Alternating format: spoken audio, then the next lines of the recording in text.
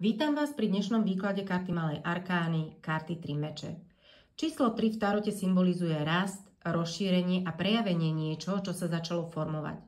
V spojení s mečmi, ktoré patria pod element vzduchu, a teda k mysli, komunikácii a pravde, však toto číslo prináša aj bolestivé uvedomenie či konfrontáciu s realitou. Na karte vidíme srdce, ktoré je prebodnuté 3 mečmi. Tento obraz je veľmi jasný a priamočiary, symbolizuje bolesť, zranenie, stratu alebo sklamanie. Srdce predstavuje city, lásku a naše vnútorné prežívanie a meč je nástroj pravdy. Je to obraz chvíle, keď sa nás pravda alebo tvrdá realita dotkne tak hlboko, že už nič nie je možné skrývať či popierať. V pozadí sa nachádza sivá upršaná obloha, ktorá umocňuje pocit smútku, melanchólie a vnútorného plaču. Tento obraz nám ukazuje, že bolesť a ťažké emócie sú prirodzenou súčasťou života a majú svoj zmysel. Rovnako ako dážď čistí a prináša novú úrodu, aj naše slzy majú schopnosť očistiť našu dušu.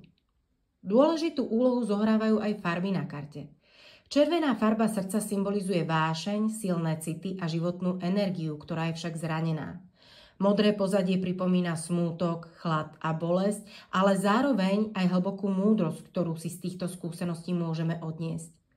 Sivá farba oblakov a dažďa predstavuje melanchóliu, neistotu a ťažobu situácie, ale tiež prechodný stav, ktorý sa raz rozplynie.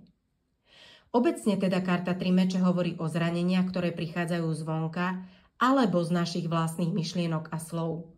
Je to karta pravdy, ktorá bolí, no zároveň nám dáva možnosť oslobodiť sa od ilúzií. Ukazuje, že cez bolesť sa učíme, rastieme a získavame väčšiu vnútornú silu.